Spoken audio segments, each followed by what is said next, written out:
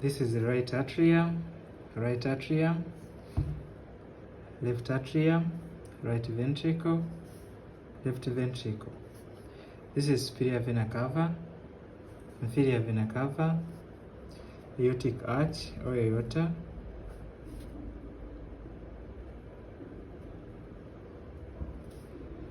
then this is pulmonary artery, left pulmonary artery, and then right pulmonary artery.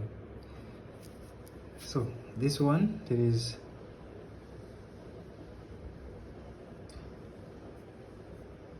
single vessel origin. This is tricuspid valve. This is mitral valve. This is a truncal valve. Truncal valve.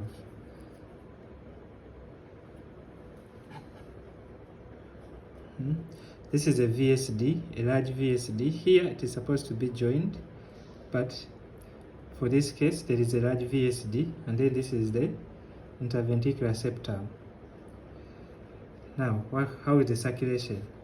The deoxygenated blood enters the right atrium from superior vena cava and inferior vena cava, and of course behind there is coronary sinus, and then through the tricuspid valve, and then later it goes to the common truncus arteriosus.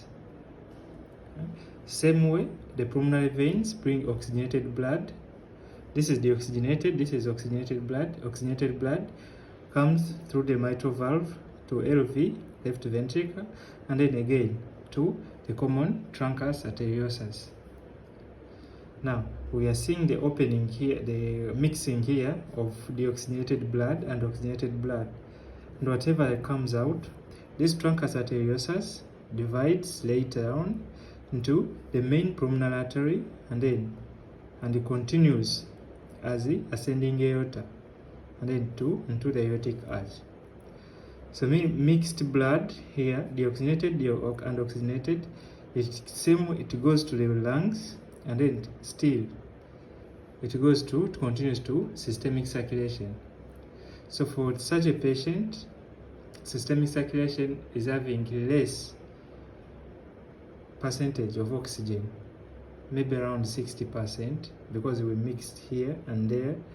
This is deficient in oxygen, like it may be around 40% circulated, and this one is supposed to be 96 and above circulated. So if you mix, you are getting a less circulated blood going to systemic circulation. This is a truncal valve. So the question is, which abnormality is this one?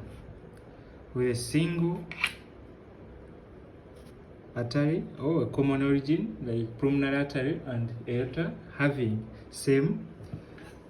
a common origin, and then always associated with a VSD, ventricular septal defect.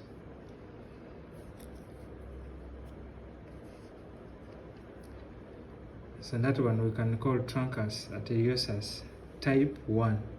In type 1, it starts as a common origin and then later divides or gives the pulmonary artery and then continues at the aorta.